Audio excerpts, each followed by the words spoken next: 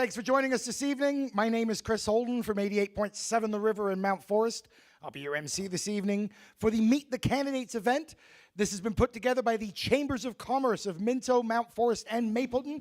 Thank you so much to all the ladies put together this event, all the hard work that went into that. Thank you very much.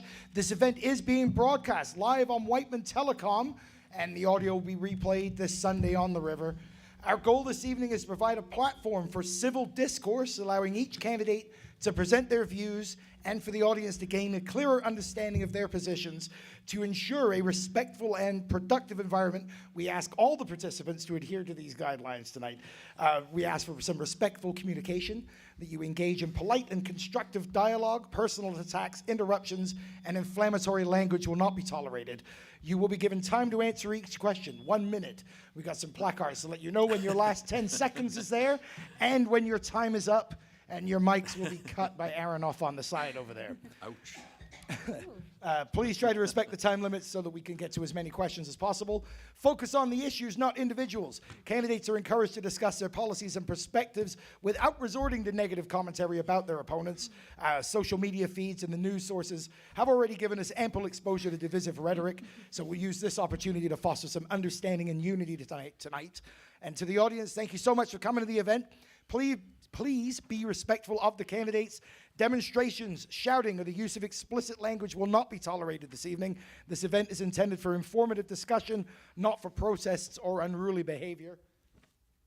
As previously announced, we've taken some questions at the door. If you didn't get a sheet, there are sheets still at the door. You can hand in questions. Hold up your sheet when you got a question filled out, and someone will pick it up and bring it up to us. Some questions we've already got covered in a sheet, so you might not hear your question worded specifically how you had worded it. And we're going to try to address questions to all of the candidates about their policies, not necessarily why their party has done things in the last 4 years. This is more about going forward, not things that these guys didn't have control over. Introduce you to everybody. This is our moderator for this evening, former Dufferin Peel Wellington Grey Member of Parliament Murray Calder. We have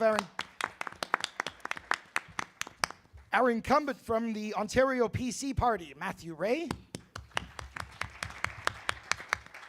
Representing the Green Party of Ontario, Ian Morton. Representing the Ontario Liberal Party, Ashley Fox. And representing the New Blue Party, James Montgomery.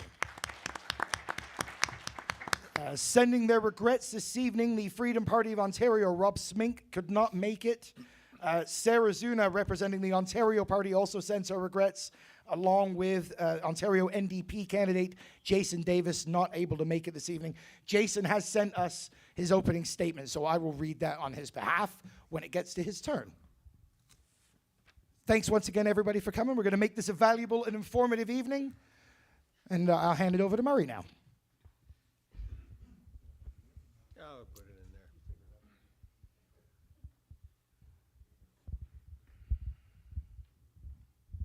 He's giving me technical stuff to take and do. That's dangerous. Anyways, ladies and gentlemen, what we will take and do, when I ask a question, I have 30 seconds. You will have 1 minute to answer, and if you're there, if you're past that time, your microphone will be shut off. Having said that, then I will start in questioning, and this is how this will work. I'll start with Ian. We'll go on down. The next question, instead of Ian starting again, we'll go to Matthew on down and finish up with Ian. So you would get the last word at that point. Perfect. First and last. All right. I do not like anything that is not fair, because quite frankly, we're here to inform the people that are behind you right now. They're out here basically, it's like buying a new car. They're kicking the tires right now, and so be it. So if there's no questions, I will take it from here on. First question that came into us: what programs would your party put in place to make renting a home or home ownership more affordable? And what plans do you have to increase the inventory of available homes? Ian? All right, yeah, great question that we have. A huge issue right now for across the province, let alone Perth-Wellington. So we have very detailed plans for housing and definitely addressing our rental issues. So the caps on rent increases and what can be charged for rent was taken off at some point. So we would reinstate that right away. We would work on building more fairness into our landlord-tenant board so that we can have better processes to help both our landlords and tenants come to agreements when there are issues. And there was one other thing that I've forgotten, and I'm going to give up my time because it just is not there. My 10 seconds. Thank you. There we are. Matthew? Thanks, Murray, and thank you to the Minto Chamber of Commerce, the Mapleton Chamber of Commerce, and the Wellington North Chamber of Commerce for organizing the event tonight. In my 1 minute, I'll be very brief for a very complex question around if re-elected and if the PC party is re-elected across the province, we'll continue to invest in the pipes in the ground that go to the new homes that are being built in Palmerston. I know I had the pleasure of announcing right before the election $11 million across Perth-Wellington, $2.1 million for the road literally just outside this building, which will help unlock in Palmerston alone 1,000 additional homes once that project is completed. We have heard this from our municipal partners. They need infrastructure funding money, and we will be there to support them through that process. And we will continue to invest in that as a $2 billion housing enabling wastewater infrastructure fund. We've committed to investing an additional $2 billion in that fund. Thank you. And we'll go to Ashley. Thank you. So as previously mentioned, it is a complex issue, but we have a few things that we'd like to work on for it. The first is similar to my colleague for renting. We would be looking at putting in a phased-in rent control. We would also be looking at increasing the dispute time to 2 months for the Landlord and Tenant Act. Right now it is significantly longer, and we want to make sure that we meet that need. We'd also look at establishing a rental emergency support for tenants so that there isn't financial evictions. We've heard that as well. And then on the housing piece, we are looking at scrapping developmental charges, which will decrease the price of homes, and also putting back in that money into infrastructure in municipalities, working collaboratively with all of our government partners so that we're all at the table. Okay. James? Okay, so just to start off with, rent, as Ashley had mentioned, re-implementing rent control to stabilize housing prices. As far as housing itself, working to reduce fees and get rid of red tape that holds up development of houses, implementing new plans, programs to help first-time home buyers, people in need of homes get into a home, and as well as working with the municipalities to on the land transfer tax and other fees to make it more affordable for people as well. Okay. Now, this question I'm about to ask Matthew is from the floor. Tell us what you and your party will do to take and support small business. Very important question. Obviously, a lot has changed in the last month with U.S. President Trump and his threats around tariffs. That is something I've heard at the doors often, the need to protect Ontario and protect our small businesses from that. Many of our small businesses in this area are either in agriculture or auto manufacturing or adjacent to that, and obviously heavily dependent on the U.S. sector. So Premier Ford and a re-elected PC government will be there to support our small businesses. We cut the small business tax rate in our first term. We also brought in where a WSIB surplus, that ability to refund that if there is a surplus within a given year to small businesses. In 2022 we did that. We are now doing that in 2025 as well. In 2025, an average company of 50 employees, that will be $46,000 a year back to them. Ashley? As we know, small businesses are significant, especially in our rural communities, but also recognizing the urban communities as well in Perth-Wellington. We would cut the small business tax rate in half. Currently, it's 3.2. We'd look at 1.6, and we would increase the threshold from 500,000 to 600,000, which allows businesses to qualify for more at a lower interest rate, being able to spend the money that they have on employment and their contracts. Okay. James? Okay. So for small businesses, when we talk about the potential tariffs, looking to allow businesses to innovate and removing restrictions on doing that, allowing them to find new markets for their products without government interference, pushing them to whether it's interprovincial or overseas, not just solely relying on the U.S. As Ashley said, lowering taxes and then working to change regulations that prevent them from doing the business they need. Okay. Ian, final word. Great. Thank you for the question. Yeah, I'll try to remember what I want to say this time. Yeah, small businesses are the cornerstone of communities. So with the Trump tariffs, we need to make sure we're protecting communities, and they're at the heart of that foundation of our economy. So we're going to look at creating investment tax credits to unlock business investments in Ontario so we can fund small businesses. Develop a Buy Ontario strategy as well, supporting our small businesses and our farmers so that we're getting local goods, local foods. We're going to create a Protect Ontario Fund for businesses that are disproportionately affected by the tariffs so that we can mitigate those losses, auto sector and et cetera, not a small business, but we'll have significant effects on our small business. In addition to that, we're going to create a fund to support green tech startups and undertake a review of the regulations in order to weed out the red tape and costs that disproportionately affect small businesses. Okay. And for our third question, we'll go to Ashley. Does your party have any plans for election reform? That's a good question. It has not been put priority into policies, but as an advocate, it is something that I am incredibly passionate about. Okay. James? Going over the platform earlier today, making sure that we're able to track our ballots. They specifically said moving away from electronic ballots, but being able to make sure that we can actually source the numbers that we're receiving, making sure that if you're running, that there's no outside interference for people doing so. That's their stance. Ian? Yes, we definitely want to have some electoral reform. We want to make sure that this is centered around the people, so we want to create a diverse, randomly selected citizens' assembly on electoral reform so people get to decide what this looks like.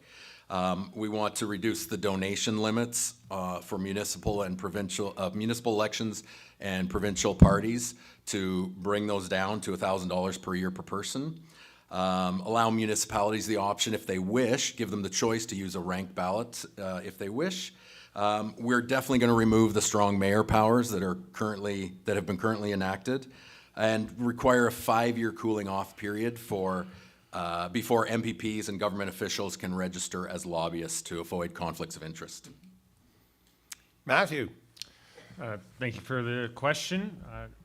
I know the Premier's been very focused on the threat from south of the border and tariffs. And so I still remember the time when Ontario did vote. I couldn't vote in that election on electoral reform. It would have to go to the people for their say as well. Okay. You made mention of what's going on south of the border, so I have a question here in front of me that I'll be putting to James. What is your response to the actions of the American government regarding tariffs?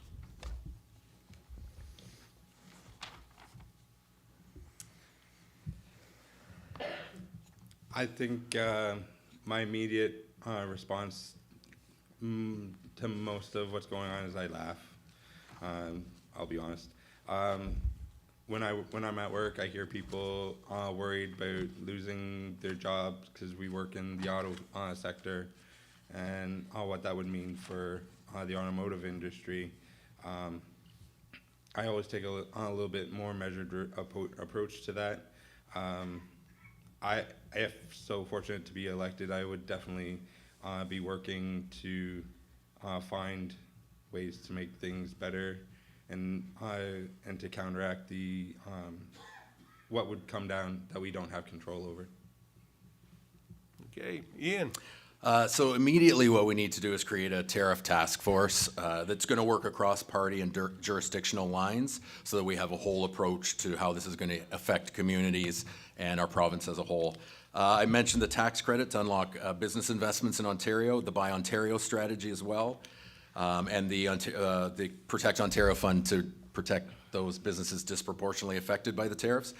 We would immediately move to aggressively diversify our trade partners as well and look beyond the United States, as well as finally remove the interprovincial trade barriers that have held that up for decades, possibly before I was born. And then also we would provide $2 billion per year for capital spending for municipalities so that the individual communities that are affected are going to be able to invest that in resilient infrastructure. Matthew? Premier Ford and our party has been very clear. We support getting rid of interprovincial trade barriers. Once the federal government agrees and comes to the table, we will be there to be supportive in that endeavor. Obviously, the threat from south of the border has the biggest threat we've faced in all of our lifetimes, I would argue, since our country was created. And so we'll take a Team Ontario and Team Canada approach in that aspect. Similar to some of my colleagues, if re-elected, we'll continue to invest in infrastructure, as I alluded to, the $2 billion in housing enabling infrastructure, a $200 billion plan to invest in infrastructure across Ontario, and also be there for our workers, whether that's through the Skills Development Fund or through retraining programs as necessary, depending on the sectors. As the Premier demonstrated, we will be there to protect Ontario and Ontario families and businesses. Thank you. Ashley? Thank you. This question has come up actually significantly in my household long before the inauguration. My husband is an auto worker, so the rumors were flying as early as 6 months before that. My mother and my family work in a business that is Canadian and US, and they have already done some immediate layoffs in relation to the announcement of the initial tariffs. We have an 8-point plan which would work in regards to supporting interprofessional trade and focusing on Canada first. But my own personal opinion is we need to take things seriously. We don't joke it off because we need to get the basics right for Ontarians. We need to focus on that. We also need to be well aware of the situation and what's happening. But if we don't get the basics right, affordability, housing, healthcare, when people start to have ramifications such as losing work and employment, we need to support our people. Okay. Now we'll go, this question is from the floor too. It's a very interesting one, which will be going to you, Ian, to start.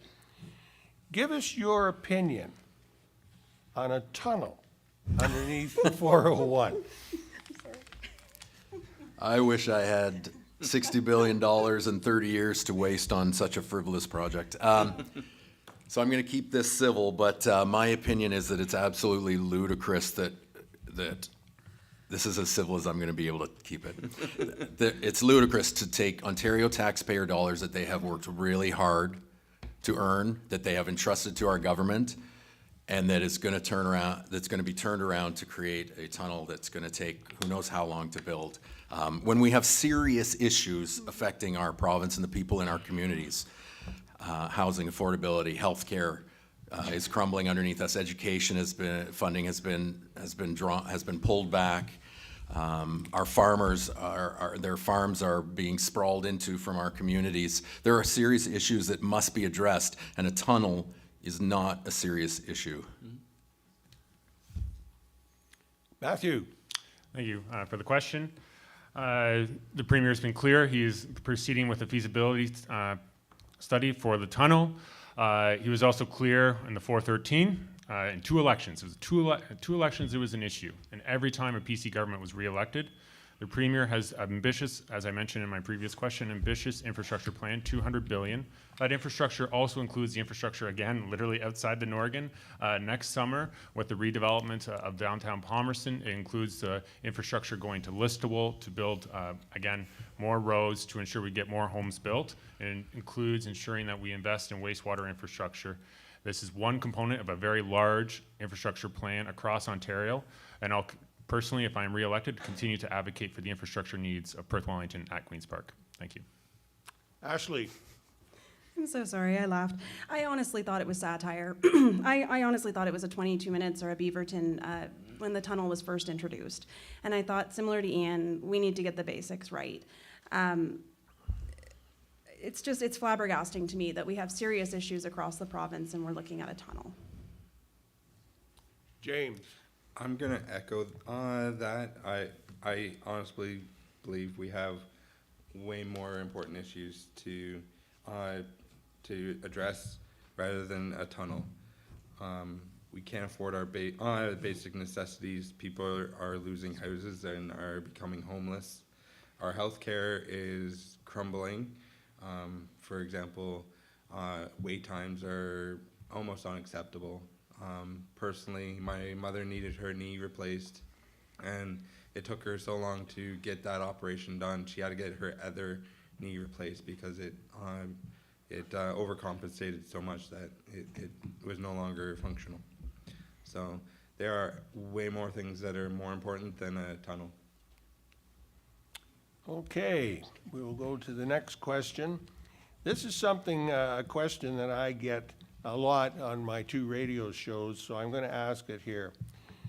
What are your party's plans to help municipalities meet the increasing demands of infrastructure projects?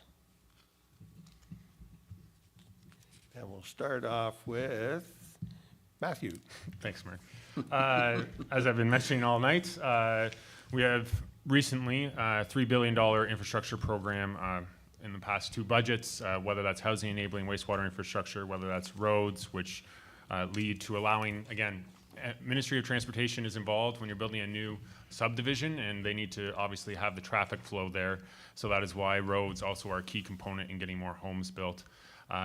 We are there supporting our municipalities in an infrastructure program when the federal government walked away from an infrastructure program. We were happy to have what used to be a 30%, but unfortunately the current federal government chose to walk away. And so we are funding 70% on average of these infrastructure projects while the municipality is providing 30%. So we will pick up the slack where the federal Liberal government failed to, and we'll continue to invest in our rural communities. Thank you. Okay, Ashley. Thank you very much. I'd actually like to pick up the slack from the province. We've had a lot of downloading onto the municipalities, and that money is very similar to what you and I pay for property taxes, and we're running out of funds. It's got to come from somewhere, and the province needs to pay for its fair share of provincial jurisdiction. If all governments are going to work together for Ontarians, we need to make this happen. James.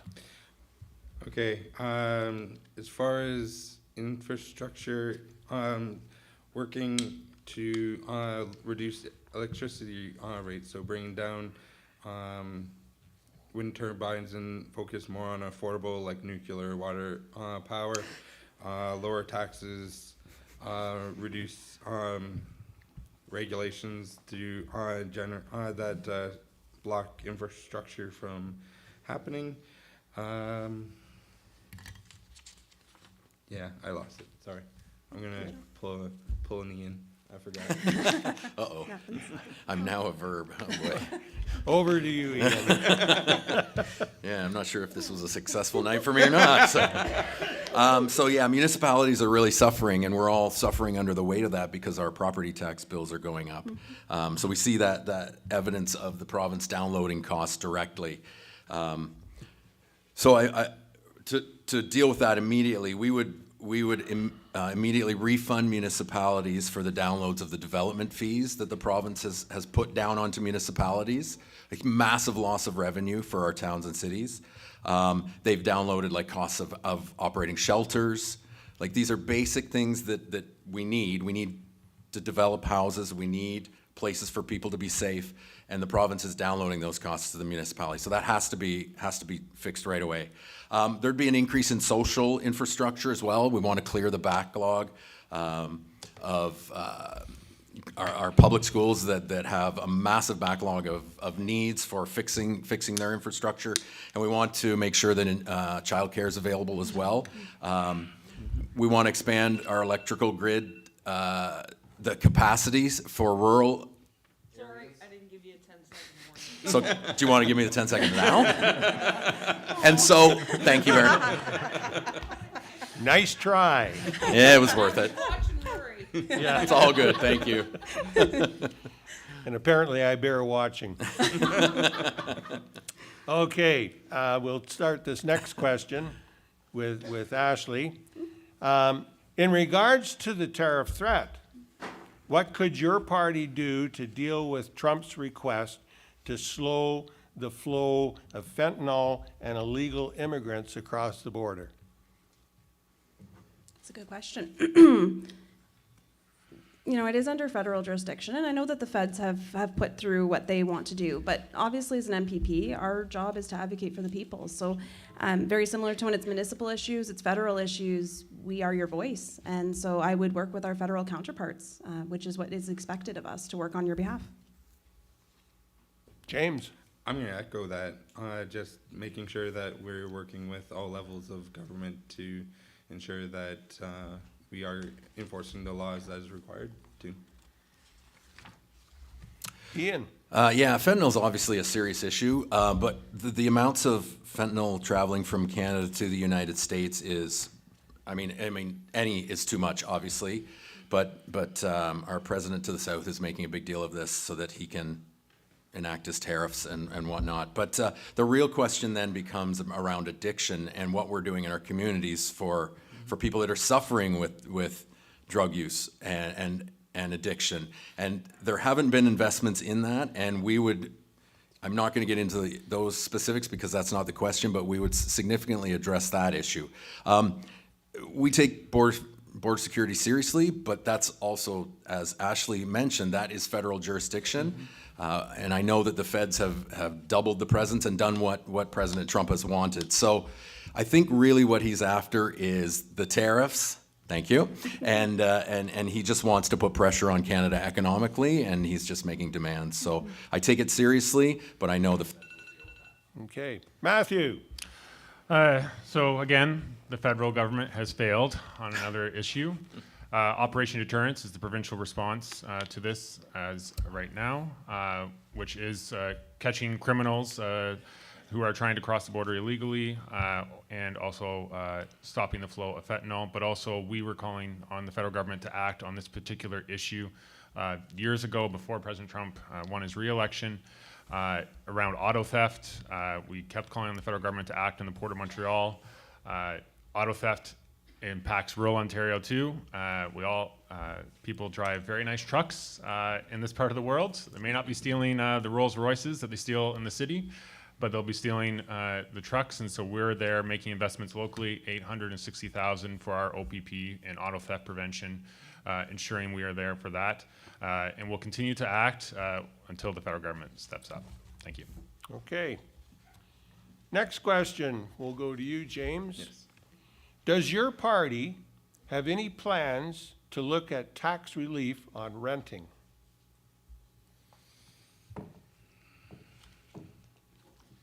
I'm going to be honest and straightforward and say, in all my conversations, I have not heard that been brought up, but it's something I would like to look into for sure, because it would be very good for our communities. Ian? Specific to renting, I mean, the big issue right now is the rent control and that there are no controls. So it's not about taxes on those, but it's definitely about strengthening protections for renters and making sure that those costs are not rising when you can't afford rent as it is. And the AGIs, the above guideline rent increases that have been happening, are ridiculous. And so putting in a moratorium on those is a priority for the Green Party. We are trying to build affordable housing. We have a very thorough plan for that, and we do have tax issues there, implementation there, that we want to remove HST from affordable housing units so that we can bring the cost of that down, so hopefully renters can get into homes, and reduce multi-residential property taxes. So if someone's putting in another unit in their house to rent out, their costs are going to be lower so that we can keep rents down. Matthew? Very important question. Provincially, we led the charge on removing HST on purpose-built rentals across Ontario, working with the federal government on that to bring that in. So if you're building a purpose-built rental, you are not currently, of a certain size, you are not charged HST on that. We heard this from builders, that allowed them to build the next 4-story, 5-story, however big the next unit building would be. It allowed them to do that. We've focused on, will continue to focus on, cutting red tape to allow more of those purpose-built rentals to be built across Ontario. We brought in 3 as of right across Ontario as well, which means on any serviced residential lot, you can have 3 units as of right. We also removed parking minimums in our larger urban centers. That's something that our builders were also calling for, to reduce costs and also to ensure that people are able to have an active lifestyle as well and close to public transit. Thank you. Good. Ashley? Similar to my colleague at the end there, we're looking at resolving, the phased-in rent control. In 2018, when it was removed, all of the new builds that have come forward have had any change added to them in terms of rent. And this is focusing on particularly when we have rent evictions and issues where people are being removed legally, of course, from their homes. It's a significant issue because then the rent keeps increasing. We do have a phased in which would help with a rental emergency support for tenants that are exhibiting unfair and vulnerable rent situations. But we would also look at focusing on removing the HST provincial component on hydro and home. So it does go with rental and it does go with keeping your home. There we are. Okay, the next question will go to you, Ian. And I think this is a pretty good Green Party question, too, if you want it. What is your party's stance on expanding nuclear power in Ontario, notably the small modular reactors? Yeah, nuclear is not our first choice, but it is a solution to get us away from our harmful gas plants that are releasing more carbon into the atmosphere. We do want to promote small-scale energy solutions, and we want to make sure that the grid is able to deal with that. We want to have virtual net metering so that we can reward people for creating energy. We have a lot of policies in place to try to turn our energy from harmful, polluting sources into our renewable sources that can work for families and communities. But we're not opposed to that. We see maybe different paths forward that might be a little better. Matthew? We support it 110%. Our government's making significant investments in small modular nuclear reactors, leading the world in that, working with our European partners. Poland, for example, is interested in purchasing some once the concept gets to that point. Investing in Bruce Nuclear, investing in Pickering, because we know nuclear, to meet the energy demands of the future, will have to be a very key component. I was proud to bring forward a motion in the Legislative Assembly this past Parliament, supporting our clean, green nuclear fleet across Ontario, but also the good paying jobs that go with it.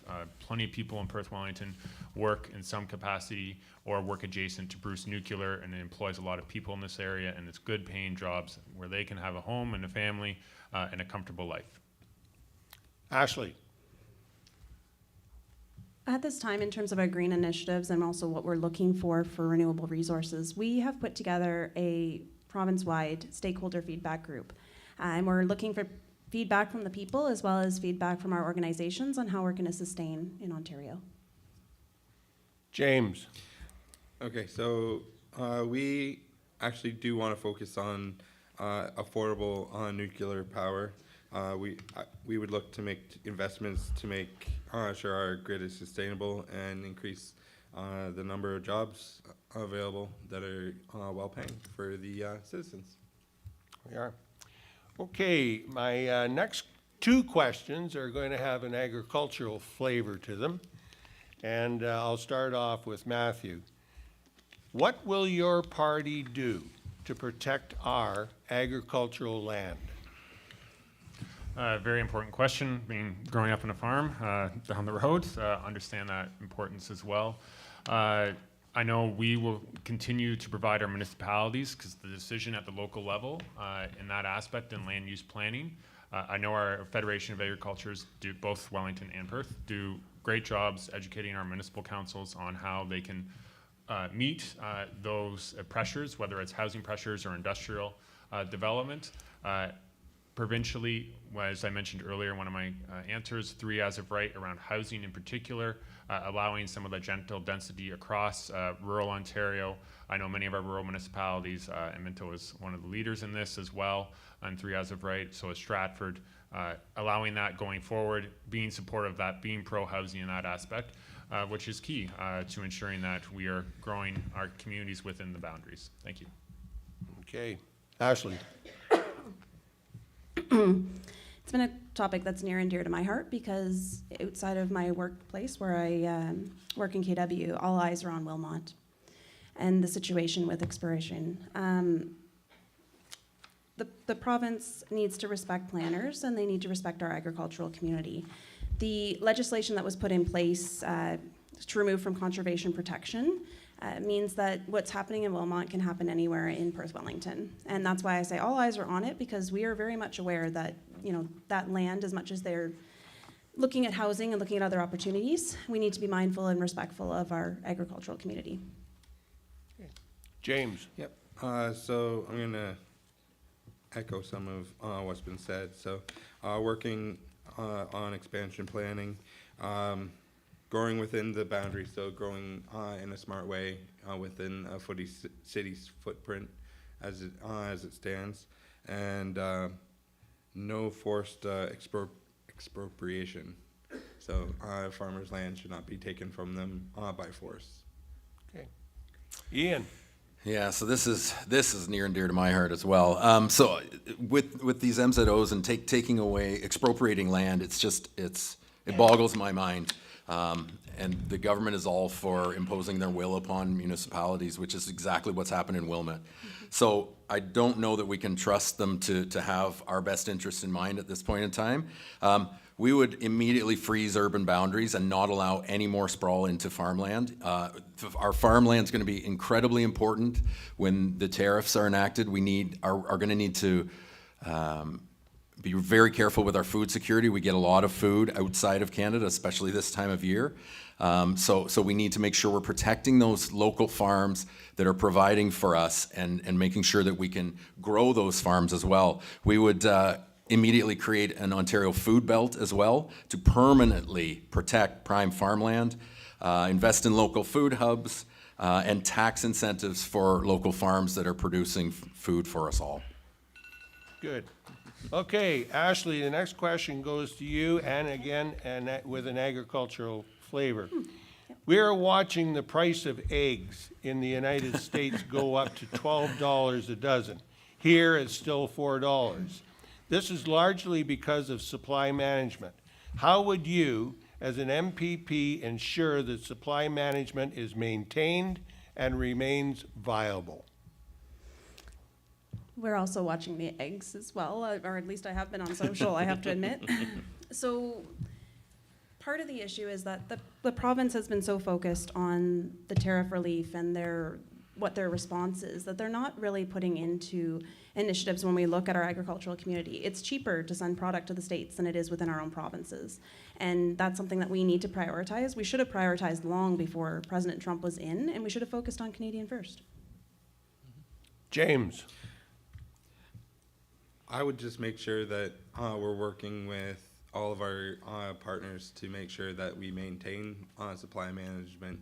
It's vital to allow a small family farm to operate and compete against the large manufacturers. So Okay. that's it. Ian. So I mentioned we'd invest in local food hubs, prioritizing our local producers, tax incentives for those local food producers. we need to establish more of a food processing infrastructure as well in Ontario so that we can handle these external threats and we're not sending our food elsewhere to then come back to us.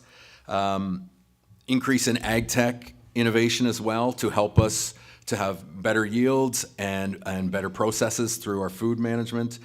We would definitely prioritize Ontario-grown food, developing local sustainable procurement policies.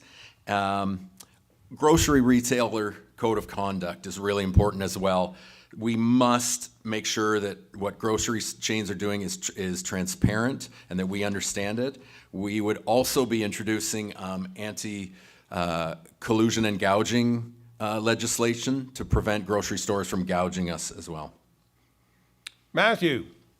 I support supply management 110%. I grew up on a dairy farm, for those who don't know, and many of my family still farm.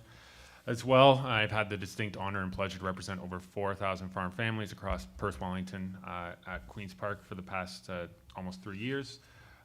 Locally, we've had significant investments around whether it's in ag innovation. There has been investments from the province locally, whether it's processing capacity, locally with abattoirs. Those investments have been there. 100%, we need to do more. And if re-elected, I'll continue to advocate for those local food processors across Perth-Wellington and locally to open up business in Ontario to ensure that we become one of the most competitive places in North America to do business, both within agriculture, but also in businesses in general. Thank you. Okay. James, you'll do the lead next. My next two questions is basically going to be on education. Should money management become part of the elementary school curriculum, and how could that be introduced?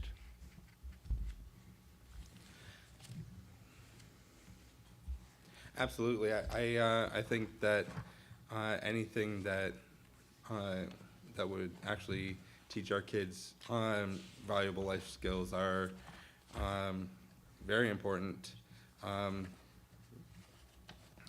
How we would go about it, we could look to see what's already being taught and see what needs to remain and what needs to be taken out. There's a lot of things that our party disagrees with that are being taught in schools, and I think anything such as money management, how to prepare taxes, shop, how to maintain your house is something that we need to look at. Ian? So I've been a teacher. I'm in my 25th year of teaching, and I'm happy to say that financial literacy has come to the curriculum. I'll give the Liberals credit for that.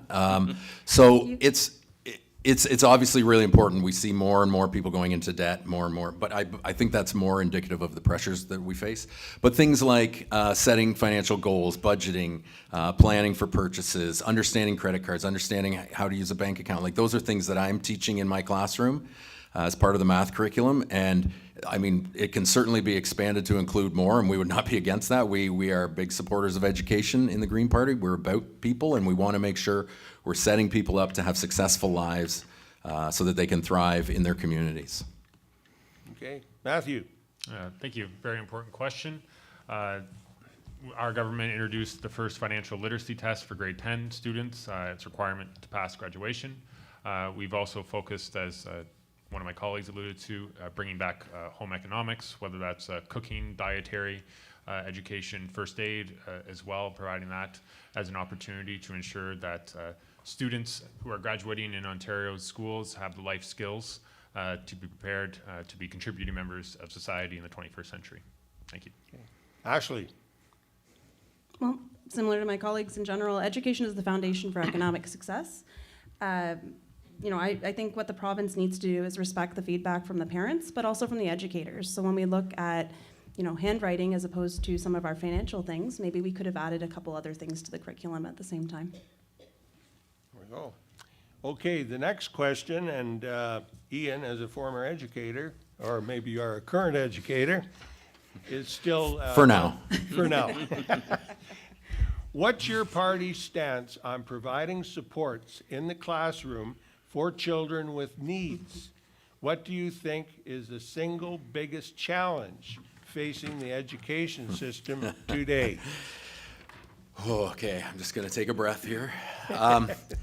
Sorry, Matthew. So listen, inclusion works. When we include children that have issues, that have specific things that are going on in their lives and makes it difficult for them to be in classrooms, inclusion can foster much greater learning outcomes from them, and it also builds all the other students. It builds empathy and caring in them as well for their classmate who needs extra supports. The key is the extra supports. So I would say right now inclusion is really struggling because we are chronically underfunded in education. We are dealing with $1,500 less per student in Ontario education right now than we were at the start of this government's mandate. That's almost $40,000 in my class alone. And so if we can use that money to build supports, then it works, but we're chronic. There we are. Matthew. Thank you, Murray. Since 2018, the provincial government has increased education budget by $10 billion. And core service funding has increased by $5 billion, over $5 billion in the province of Ontario. Obviously, don't know the specifics of the question, but I think of the Youth Wellness Hub. One is just down the street, across from the high school.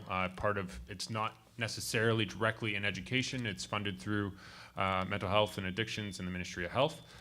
So that's part of the $3.8 billion mental health initiatives we are rolling out across the province, but it provides that support and a holistic support close to school, adjacent in this case, but provides that support for students who may need it as well. And we support these youth wellness hubs across Ontario, and they're a very important model, and we'll continue to support them. Thank you. Okay. Ashley.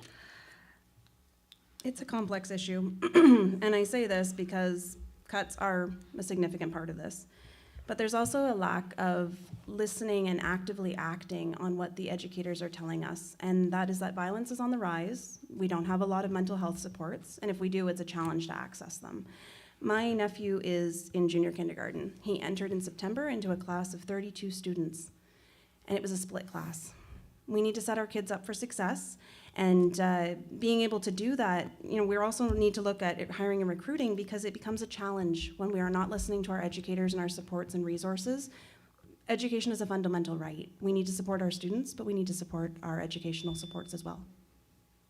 James.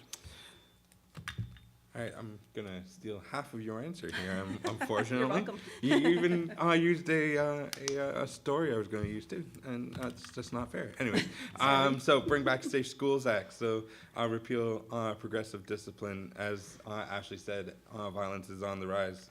I'm going to use my story now. And I had a friend who was a support worker in school, and she routinely had people committing assaults on her, and she, to the point that the schools weren't doing anything, so she left the field, right? And then, as Ashley said, bringing back mental health supports. It's badly needed. So that would be my answer. I don't suppose we get any rebuttal time, do we? Whoa. Not yet, no. Not specific to you, James. Yeah. I feel attacked. Okay, this next question, Matthew will start. And it's kind of an interesting question, comes from the audience. What is your party's stance on this election being called at this time? Thank you for the question. I know, obviously, people at the door have asked me this question.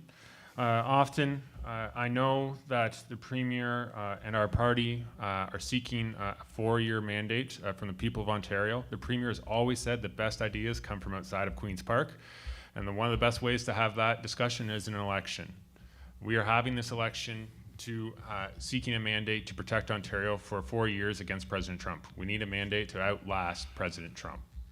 4 stable years to outlast President Trump. That is why we're seeking this election. It's necessary to hear directly from the people about our plan to protect Ontario from these tariffs. Again, as I mentioned earlier tonight, this is the most existential threat to our country since its founding, and we need a strong leadership, and that is Premier Ford at that table, advocating for Ontario, both with the US and with our federal partners. Thank you. Ashley? I'm asking myself the same question, so I appreciate this. You know, we have a majority government with a long-term mandate, and interestingly enough, you know, for a sudden election that is costing us $189 million for the election, $3.4 billion to send us our $200 rebate check. Elections Ontario started hiring in the spring of last year, well before President Trump was even involved. I'm asking the same question. James? Okay, so the party feels that the other parties have left the public behind ideologically. Thank you. Sorry. Okay. And then other than that, so this election allows an opportunity for other voices to come forward that that people may feel more aligned with their values. They also feel that we could use our funds other ways. Yeah. Okay. Ian? Yeah, there's oh boy. We obviously don't need a new mandate for Premier Ford. He has, as Ashley said, a majority government with another year and 4 months to go. But I would like to point out that our Premier is not going to be dealing with Trump directly on behalf of Canadians. Our Prime Minister and our federal government will handle that with input from the provinces, obviously. We saw the team approach. We saw the premiers come together for the most part, led by our Prime Minister. So the idea that Ford is going to lead us into these negotiations to deal with Trump is ridiculous. People are frustrated everywhere I go. Wasteful, unnecessary, untimely. They feel like Ford's trying to get one over on them, calling it in February. And I do take exception to the Ford listening to ideas outside of Queen's Park, only if they involve his personal circle of friends. Okay. The next couple of questions will have a healthcare flavor. All right. So we'll start off with this one. The province had reported a $3 billion surplus. $1.5 billion was spent to give each of us a $200 check. Could that money have been better spent? And if so, how would you have spent it? Ashley? I was just going to say, is this for me? Because I felt like Yeah, that was for sorry. me. That's fantastic. Thank you. Thank you very much for the question. You know, it's no surprise. We did a study in 2024 as to the hospital ER closures, right, across Ontario. And of the top 10 of the province, 2 of them are right here in our riding, Mount Forest and St. Mary's. So how would I use the funds in regards to that? I'm pretty sure we would keep our ERs open. It's a priority. Okay. James? I'm going to agree with Ashley again. I'm doing that a lot today. Thank you. So for us, we would look to rehire healthcare workers that left during the pandemic, whether workload or they refused to get terminated or vaccinated. Rehire those so that we're not short-staffed. And again, finding out which ERs are being closed and making sure those stay open. Okay. Ian? I'm just really glad that Galen Weston got the same amount of money from Ford that I did. I'm happy about that. Easy. Doctors, nurses, PSWs, our rural ERs need to stay open above all else. We need to take wait times down. We can invest in family health teams so that we have an integrated solution for our rural communities. Mental health supports, addiction supports. I can go on and on. I have 20 pages of health policy that the Greens are going to roll out. And the wasteful spending has got to stop. We have serious issues in our communities that needs to be addressed. You're all here for a reason because you want to hear about these issues and how we're going to deal with them. We cannot waste money for Galen Weston's $200, for tunnels, for highways through the Greenbelt. Okay. Matthew? Very important question, and how I would spend The money in healthcare would be expanding primary care again. We expanded it locally. Minto Mapleton is accepting patients because of your provincial investments. So if you are looking for a primary care provider, please reach out to Minto Mapleton. And that, we invested 1.2 million across Perth-Wellington, so over 3,500 families could access primary care locally. Unfortunately, all the opposition members in the Legislative Assembly voted against the expansion of primary care across Ontario, every single one. Okay. Unfortunately, they voted against that. We'll continue to do more of that. 1.8 billion is what we're promising to ensure that everyone who wants access to a primary care provider by 2029 has that ability. Thank you. Okay. James, this next question will be going to you to lead off. What is your opinion of a two-tier healthcare system, and how would your party plan to attract and keep doctors in rural Ontario? Okay. So in terms of a two-tiered healthcare system, the New Blue does kind of embrace the notion of accepting privatization as a complement to the public option to get to take wait times down, not to replace but to complement. Sorry, what was your second part? The second part was, how would you keep rural doctors in Ontario? Okay, so then again, it's keeping doctors here. First thing we need to do, we need to make sure the people in medical school in Ontario, or at least in Canada, are going to stay in Canada. Right now, or at least previously, we've had a lot who are external. We have people that import that are doctors. They need to promise to stay in Canada if they're being licensed. There we are. Ian? Yeah, so I don't know that we can call this private healthcare, but rather for-profit. There's a lot of public dollars that go into these things. It costs 3 times more public dollars for a lot of these options than it does in our public system that we want to have. We're not for private options. We think that we can deliver quality healthcare through our public options if we bring the money where it needs to be. We would stop future investor-driven privatization. We would reverse Ford's efforts to privatize our healthcare system.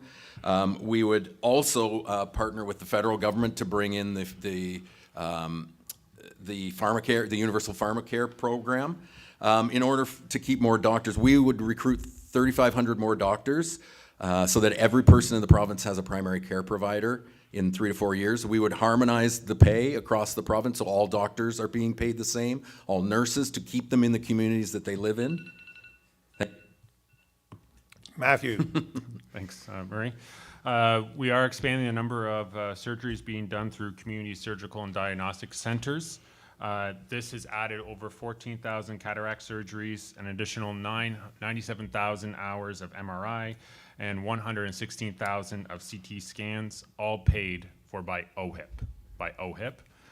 Around rural doctors, the Practice Ready program, I had the honor to host the Minister of Health at Palmerston, the hospital there, the Family Health Team office. In particular, Dr. Luzinga, who is through that program, one of the first 28 internationally trained doctors practicing in rural Ontario, taking patients.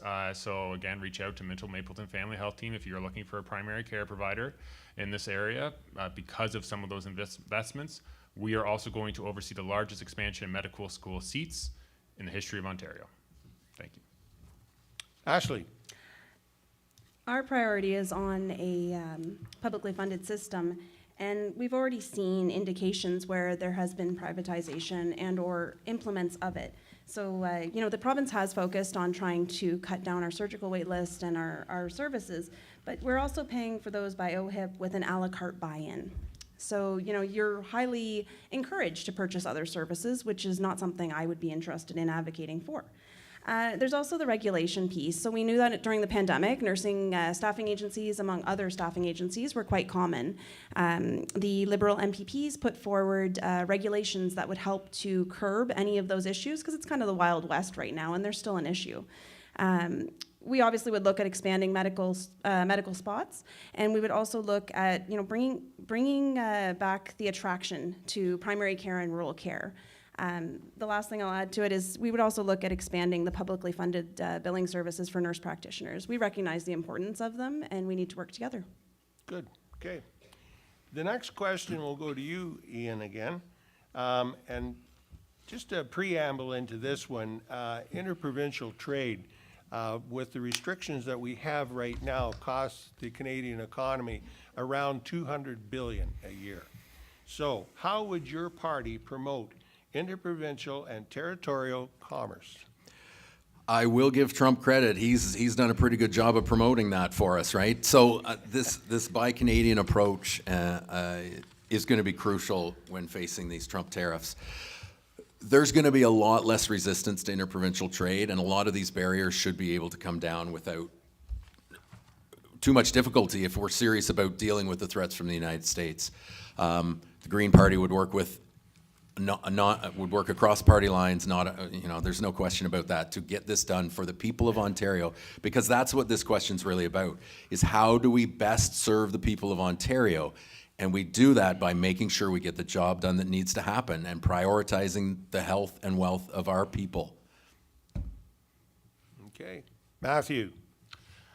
Yes, it's something that's been talked about often, interprovincial trade barriers. Again, as I mentioned earlier, we are 100% on board as soon as the federal government is willing to work with that, and I think many other provinces across party lines are realizing that now as well.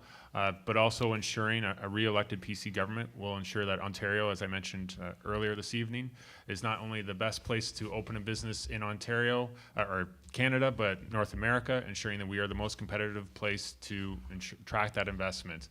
We're not just competing with our provinces, competing with our U.S. states as well, and President Trump will do everything in his power to ensure those jobs are going back across the border, and we will be there to protect our jobs and our businesses and our families. Thank you. Okay. Ashley? Similar to my colleague on the end there, looking obviously across province, across levels of government, across parties, we need to make this a priority, and it shouldn't be a partisan issue. But we also need to look at the systemic issues that we've created within Ontario. I look at our labor workforce, and very often people are leaving the province. We need to get the basics back so that we can keep our communities served and keep them employed, so that we don't lose our workforce to other provinces as well. Okay. James? All right, I'd like to work with everyone to, as I said, cut regulations that stand in the way of doing this, whether it's federal or etc.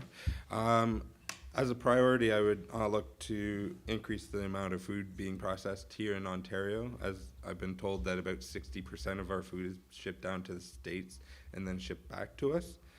That's just not right. In doing so, that would increase our jobs. Again, good paying jobs for people. There we are. Okay, these next two questions are insightful questions.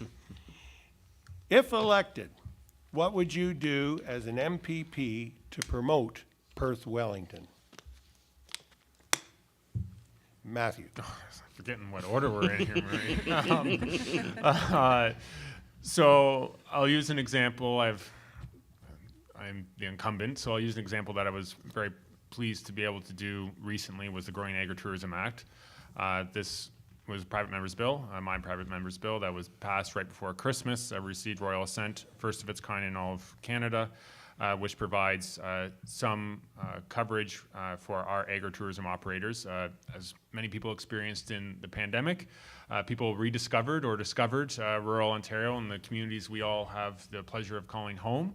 And coming to visit, whether it's Mapleton Organic, for example, and pick your own, stuff like that, but not understanding it as a working farm in most cases. And so this private member's bill provides some liability coverage to those operators, and it's been very well received, encouraging investment in our rural communities and diversification as well in our local economies. So continuing that important work. work if reelected. Thank you. Okay. Ashley? Love to put a positive spin on it. One of the things we've been known for is being part of the ER closures. So I would love to actually turn that around, make it more positive, focus on our small business community, focus on our people and bringing them to the table of what they want to promote. Part of the issue is that collaboration across government parties, but municipal, provincial, and federal is missing. And we don't have the community support to have a say in our province and what our MPP would do. So, you know, opening up the town halls, opening up discussion, because really I have ideas of what I would love to support, but I'm here because I've got support across parties. And to me, that's important that we bring back that feedback to the people in general. James?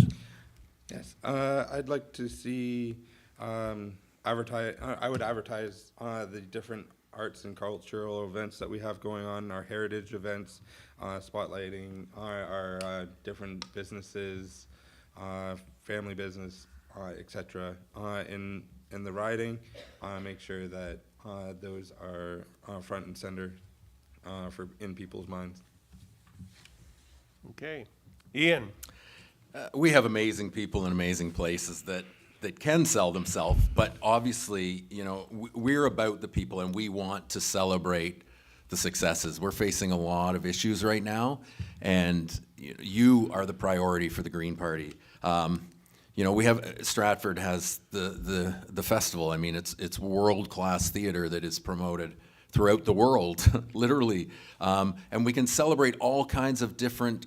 It doesn't have to be that magnitude. I spent tons of time at the Harriston Curling Club when I was a kid. And, you know, it's a wonderful facility. We have all these great facilities. I can't name them all, but in our communities, individual communities, that can be highlighted, these events, the events they hold, the places that are important for the people of those towns can be highlighted. It's not hard to bring attention to all the wonderful things that are happening in our communities. Okay.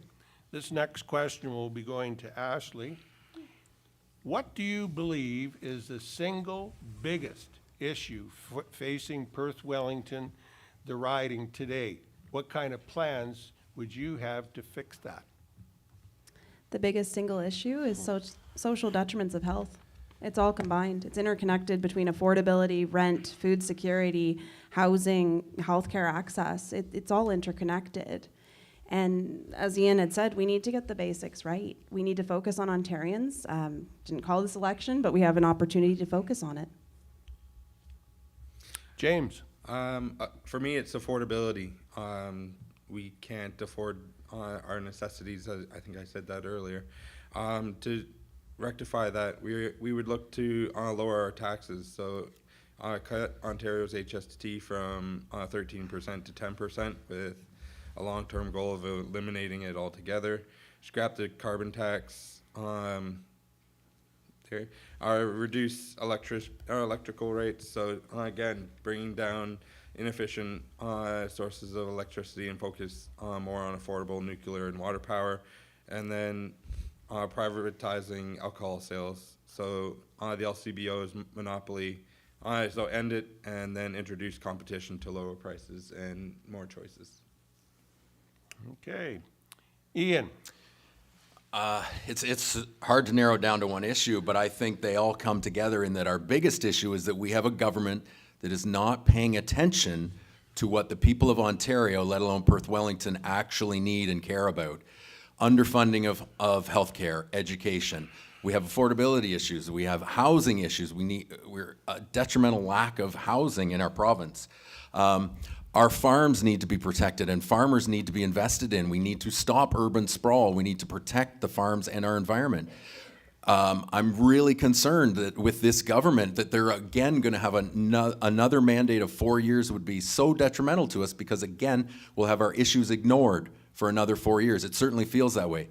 And we have, you know, the member to my left voted to pave over the Greenbelt. That is prime farmland in our province. I don't know how we can trust him with the future of Perth-Wellington. Okay. Matthew? The number one thing I hear at the door knocking across Perth-Wellington is affordability and Trump's tariffs. I was talking to someone in St. Mary's the other day at her door about how we have to be able to protect Ontario to continue to make those investments in education, in healthcare, and infrastructure. Since 2022, working with our local municipalities, our local family health teams, in our education sector, we've been able to secure $200 million net new provincial funding to Perth-Wellington alone. That includes the new school in Drayton, elementary school there, 222 student spaces and 64 childcare spots, ensuring that we're building rural Ontario, ensuring we're making those investments, and ensuring that the needs of our communities are heard at Queen's Park. Thank you. Okay, the next question will be going to you, James. What will your party do to prevent the loss of more rural hospitals?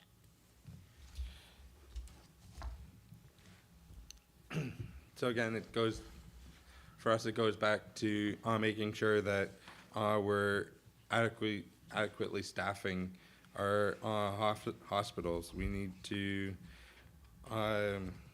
make sure that our procedures, the wait times are being met, making sure ERs stay open.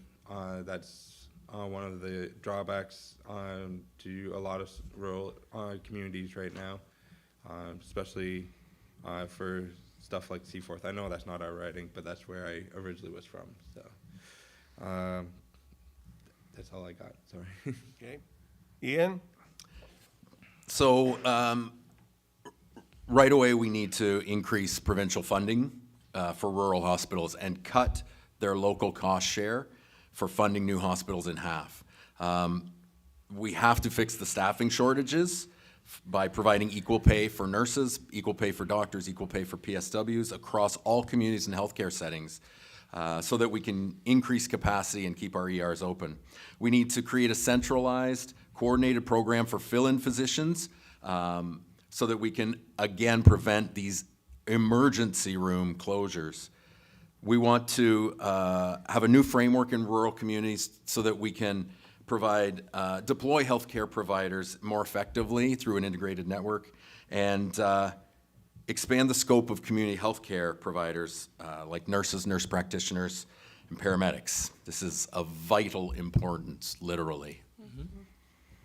Matthew?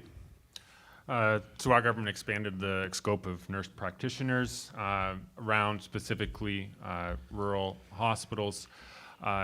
Our government has made great strides in reducing the number of EDs that have reduced hours. So from June and July of 2023 to June and July of 2024, there was an 84% improvement with less than 10 hospitals having reduced hours. On average, rural hospitals have received year over year 4% base increase to their operating funding. Locally, it works out to roughly $12.8 million in Perth-Wellington alone, the hospitals located within our catchment area. Also ensuring we do have the staff as well to staff these hospitals, which includes programs that we brought in, such as the Learn and Stay grant, which provides a bonus for nurses to go to rural and northern hospitals, making the clinical extern program permanent, providing nurses with on-the-ground experience in our rural hospitals. It's vastly different than, obviously, urban hospitals, and providing that as well. Thank you. Ashley? Thank you. The Learn and Stay doesn't kick in until 2026, so I just want to make that really clear. But the preventing loss of rural hospitals, I mean, it's a multi-pronged approach. We're going to work collaboratively. We need to focus on primary care, and especially in our rural communities. You know, we don't have access to urgent care. We don't have access to some of the things that we would need to kind of offset the overwhelmingness on our hospitals. We would also look at, obviously, expanding NP support. But the reality is, equal pay, respecting our staff. You know, I look at Bill 124 and how much money we wasted in the courts as a province, multiple times, including appeals against our nurses. You know, how can we say that we're going to respect them and provide programs if we don't actually show it with our actions? In 2021, I joined the Ghost Gurney project because the Ford government actually stopped tracking our hospital closures publicly. If we're to be accountable and transparent, we need to show the public the details. Okay, this next question, Ian, you'll be starting it. ODSP rates were set in 2018 and haven't increased to match the cost of living, would you be willing to change the support policies to better meet the needs of the people? 1,000%. We would immediately double Ontario Disability Support Program rates as a first step to implementing a basic income. And we would tie all future increases to inflation so that no one is left behind by our economy.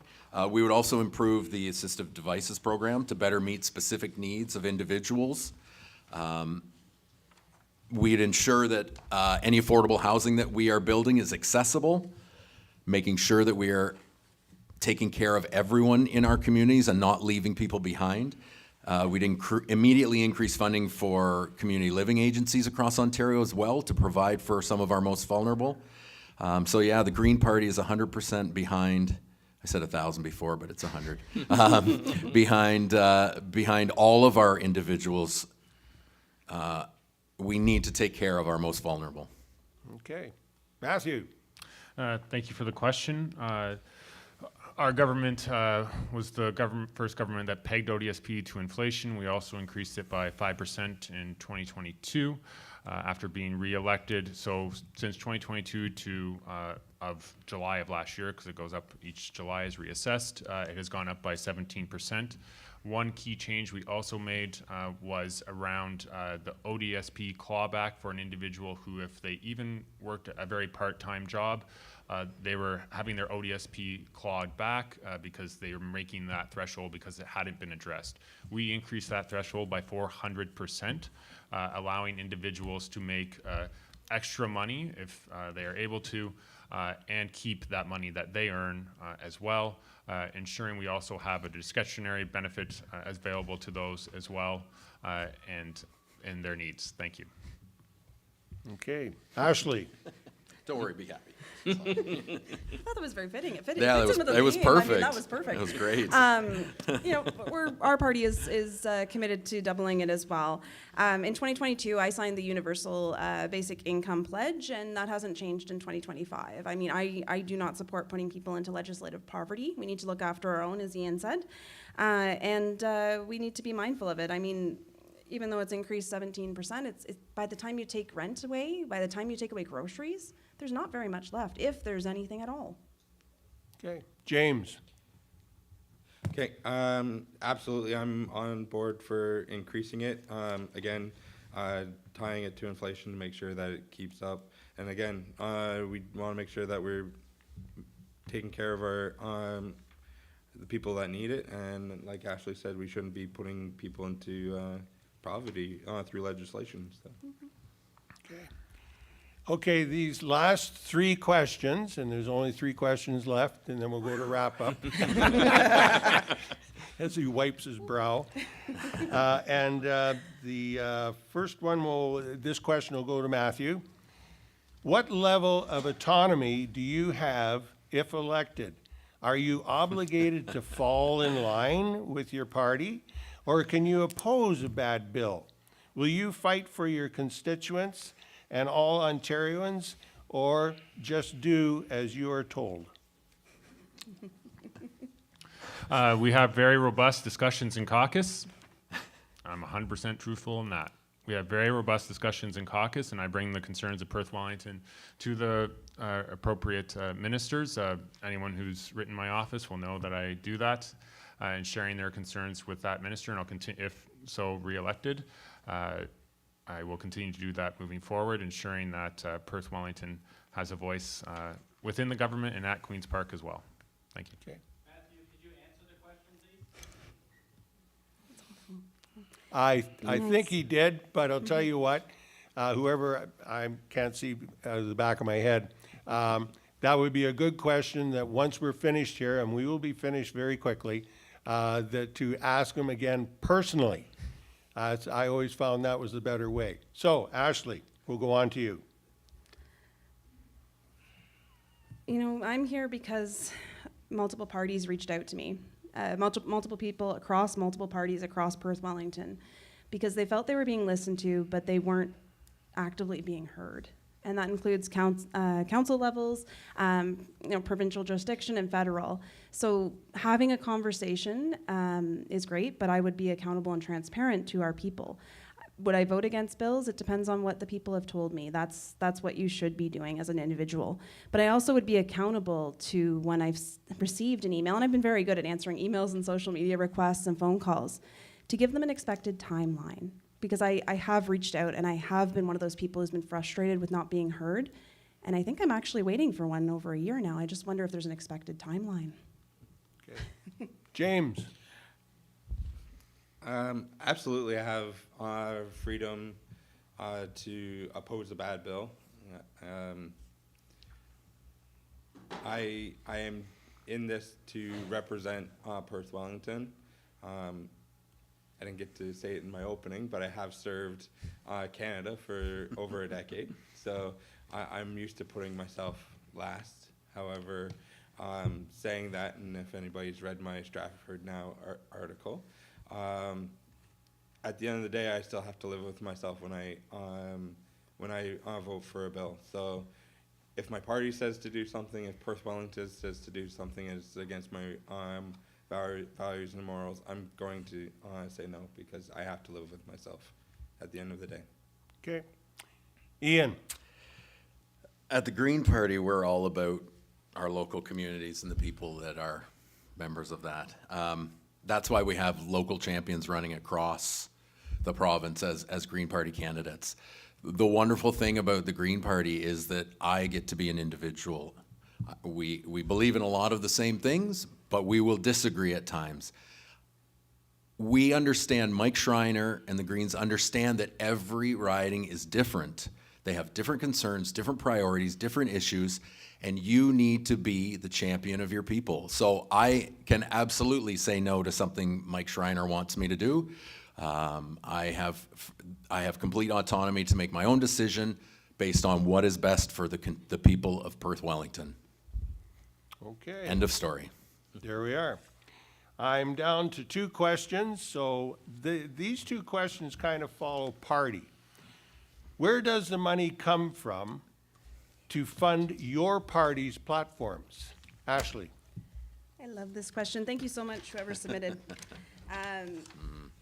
We've talked a lot about priorities of our current Ontario government, and there's no shortage of priorities that we have spent a lot of money. We're talking about billions here that have been incredibly wasteful. Well, this Ontario Science Centre is not in Perth-Wellington. We're paying for it. We're also paying for, the deals with Elon Musk and multiple other organizations. So in the first 30 days, the Liberal Party is promising to investigate into find out where our money went and investigate and reprioritize. Okay. James? I'm going to echo that. That's basically what I was going to say, making sure that we track down, I'm going to use the state's motto, waste, fraud, and abuse, and see what's going on and where we can cut costs. Okay. Ian? I'm pretty sure that certainly as of Monday in the leaders' debate, and I think we still are the only party with a costed platform.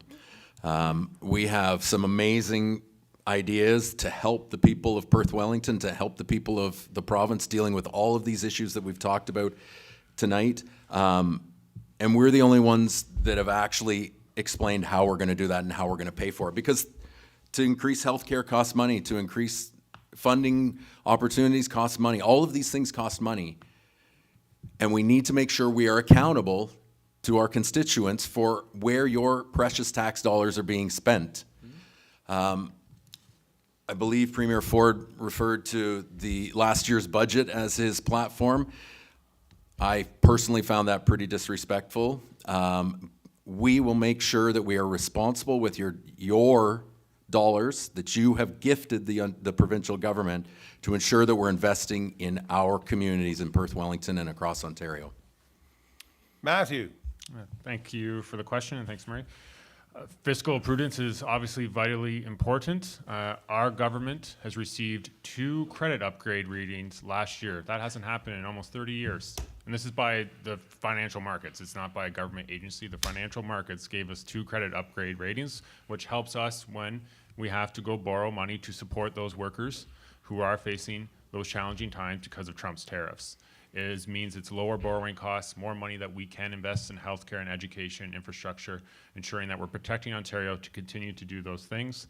The Auditor General has also given us a clean report on our financial documents every single year of our government. Thank you. Okay. So last question, and then we'll go into wrap up. And this question will go to you, James, to start. This is an interesting question. What sets your party apart from the others? James. Well, from conversations that I've had with everybody else, what I feel separates my party from everybody else is we're pretty much to the right of everybody else. And a lot of people feel that the mainstream parties have left them behind ideology. I messed it up again. Anyways, but just being here and bringing back some some real conservative values, let's say. And then, yeah, that's what sets me apart. There we are. Ian.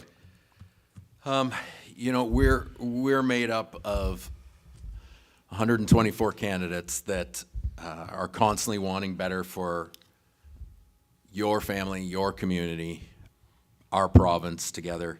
As I mentioned before, it's 124 local champions who have given their lives to volunteer, to make lives better for other people in many different capacities, because they all care about you and your family and your success. We want Ontario to thrive. We want Perth-Wellington to thrive. We want Palmerston to be amazing. So the question is our life better now than it was? And if it's not, then we need to take a different approach for who we are electing to office. The Greens care about the environment, that's our roots, but we have amazing policies for all the issues facing us because we care about you. Matthew. Thank you for the question. Progressive Conservative Party and Premier Ford believe in limited government. We also believe, as I mentioned earlier, the Premier says it often, the best ideas come from outside of Queen's Park, and ensuring that we have those ideas from around Ontario, rural Ontario, Northern Ontario, Eastern Ontario, ensuring that all those voices are heard, ensuring that we are there protecting all those communities against the threats ahead of us with the Trump tariffs. Thank you.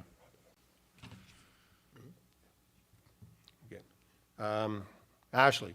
Sorry, wasn't sure. I didn't want to interrupt there. That's kind of serious. I'm sorry. What makes our party set aside differently?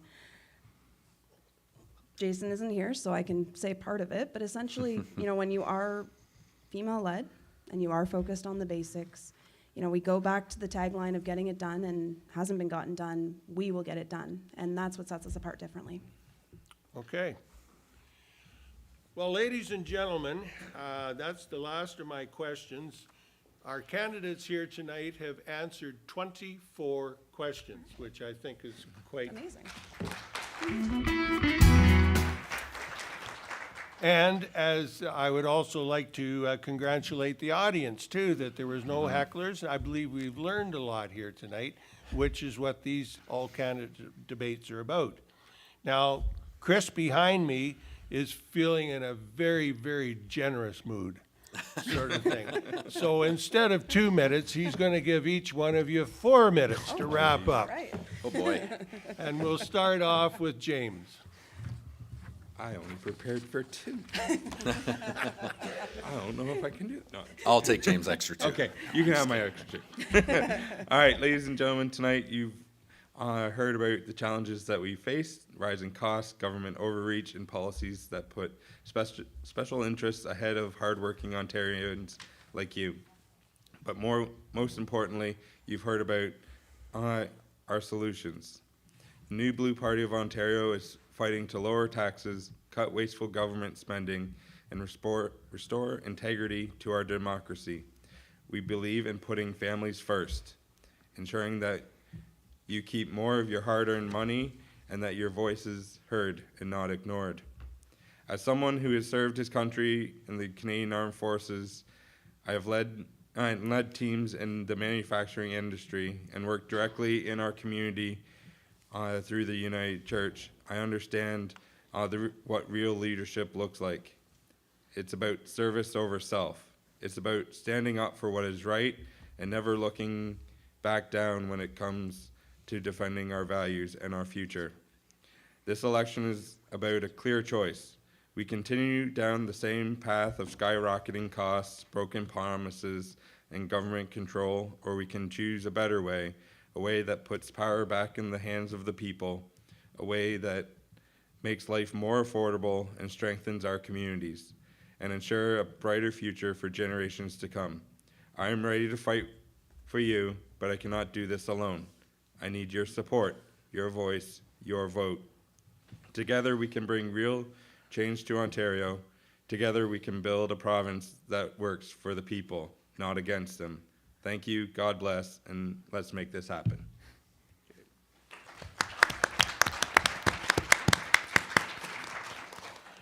Okay, I'm going to ask Chris to read the NDP because he was not able to be here. He's under the weather.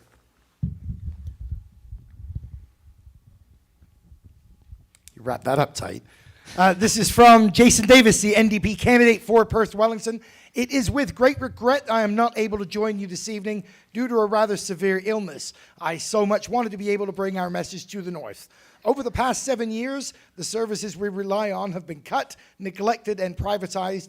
We are at the point where it is harder and harder to obtain the essentials of a healthy life. We are facing an unprecedented housing crisis.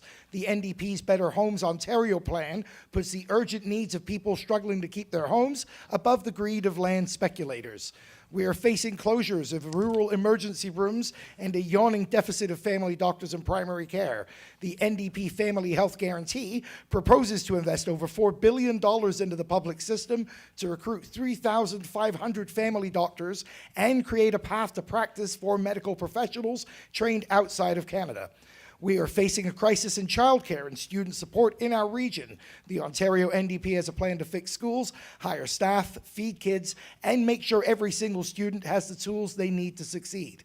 The Premier's decision to call an election at this time seems to be a calculated attempt to suppress the vote. The realities of campaigning in February mean that other events have been cancelled. It is my firm intention to engage with every community in the riding. Marit Stiles and the Ontario NDP team offer a hopeful and determined path forward for the province. I humbly ask for your vote on Election Day. Again, I sincerely regret not being able to be with you tonight. Jason Davis, NDP candidate for Perth-Wellington. Ashley, you're up. Oh, that's hard to follow. You have a great voice, Chris. Sorry. All right. Well, first I want to thank the Minto, Mapleton, and the Mount Forest Chamber. I am absolutely thrilled to be here. Thank you so much. Thank you for the work that goes into it, and thank you for holding a rural community event. As a rural constituent, it's important to me. You know, we've heard a lot about protecting Ontario, but how can we protect Ontario when we lack the basics and getting it right? I am a registered practical nurse, 3 blocks down the street, and I am running because people asked me across party lines, across Perth-Wellington, and they reached out to me to amplify their voice on healthcare, education, and affordability. You know, we've had 7 years where the wrong priorities have been made, and while I didn't call this election, we have a unique opportunity to get it right. You know, under their watch of this government, we've seen the healthcare system collapse. We've seen housing and rental prices skyrocketing, grocery prices continue to rise, and all while cutting funding, to the essential public services that we need to thrive. It's time for a change. If you believe we deserve better, elect me to represent you as your MPP at Queen's Park, and I'll ensure that your voice is heard, not just listened to, heard, and I'll continue to fight for all of us, as I have already. Should you want to learn more, reach out to me after, but I'm Ashley Fox. I'm a registered practical nurse, and I'm your Ontario Liberal candidate for Perth-Wellington. Matthew. Thanks, Murray. Thank you to Murray and Chris and the River, and Minto and Mapleton and Wellington North Chamber of Commerce for organizing this evening. I'm glad we were able to have it after the weather the past couple days as well. I know it's been a many great questions this evening. As I mentioned, it's been a distinct honor and privilege to represent you at Queen's Park for the past almost 3 years. If re-elected, I'll continue to speak up for everyone in Perth-Wellington. I'll continue to keep costs down, invest in our rural communities, and protect our small businesses from Trump's tariffs. We have, by working together, we have attracted $200 million net new funding, again, in education, healthcare, and infrastructure alone since 2022, and we continue to advocate for those issues locally at Queen's Park and in Toronto. A PC party, if re-elected, will continue to rebuild Ontario's economy, protect our workers, keep us competitive, clean up our streets, and deliver better care. On February 27th, please vote to protect our families, our workers, our businesses, all of us. And I once again ask for your support on February 27th. Thank you.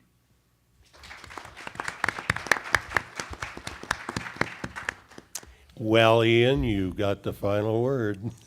Perfect. So you're going to have to indulge me. I'm going to go through just a little bit of my introduction just so that you have a bit more information about me. But As long as you do it in 4 minutes. okay, and I'm already 30 seconds in. Here we go. My name's Ian Morton. I've been a teacher for 25 years in and around Stratford. I currently teach in St. Mary's at the very other end of our riding. I live with my wife and daughter. I volunteer constantly, which my wife absolutely loves. I coach track in Stratford, St. Mary's, and at the University of Guelph. I'm active environmentally, previously serving on Stratford's Energy and Environment Committee as chair and on their active transportation committee as well. I have served on my union's local executive. I've served as president of 2 different nonprofit organizations. Through my family, my career, my volunteering, I have developed deep connections in Stratford, St. Mary's, and Perth counties, as well as with the people who live there. The Greens are a really thoughtful and caring party. I've kind of alluded to that tonight, with strong policies for improving the lives of people in this province, putting you and your community first, putting Perth-Wellington first. A strong party that works to create innovation, strengthen people's lives, and connect people and places together, all while working to solve these immense issues that we are currently facing. If I am honored enough to receive your vote, I will not take that for granted. If I'm fortunate enough to be elected as your representative, I will always listen to your concerns and your voice to make sure that I take those issues and struggles with me to Queen's Park. I will highlight the needs of Perth-Wellington and its people. As a Green member, I will be able to be a strong, independent voice to bring your concerns forward and vote the way my constituents need me to. I will always put you first, put our communities first, put Perth-Wellington first. So I do want to thank our Minto Chamber of Commerce. It's been great to reach out to Wellington voters and beyond. Thank you very much for tuning in. So what have we heard tonight? We've heard that some care and some are in touch with the issues and your needs. Some want your life to be better and for your future to be brighter. The Green Party has strong policies that will accelerate Ontario into a stronger economic position, regardless of external threats. Create jobs, prioritize affordability and housing, ensuring that our social institutions like healthcare and education are properly funded and then built stronger from then on. And we'll put our communities first to strengthen our ability to deal with those external and internal pressures. If you want sustained change in Perth-Wellington and never go back to these issues we currently face, the only approach to this election is to strategize long-term. We need to work together to amplify the Green message of putting people and communities first. We can already see it happening in many places, with Mike Schreiner in Guelph, with Ashland Clancy in Kitchener Centre, and the Green vote is rising across the province. We have local champions that work to understand the needs of their communities and their constituents, and that highlight and work on those issues they see and hear every day amongst their neighbors and their friends. This is what I do. This is a long-term fight for me. I'm going to be here for several elections. It has to be a prolonged fight if I want us to have a better future. I alluded to it before. I care deeply. It's why I got into teaching. I care about kids, I care about you, I care about your community. And I care about creating a better life for all of us, which I feel we can do, that Green members can do. We can't keep voting the same way and expect things to change. Please vote Ian Morton, please vote for the Green, and build positive momentum with me for a collectively brighter future. Thank you very much. Thank you, Ian. Thank you to all of the candidates. Thank you once again to the Chambers of Commerce for putting this together this evening. Thank you to Aaron running the soundboard. Thank you very much, Penny, for keeping the time. Thank you, Murray, for being the moderator this evening with the questions. Thank you so much to everybody for attending. It's a democracy. Without you guys involved, it doesn't matter at all. There's no point. And thanks very much again to all 4 candidates for coming this evening. Didn't have to come out, but you have, and you face the music from the audience. Excellent, excellent evening. Thanks again, everyone, for coming, and we'll see you soon.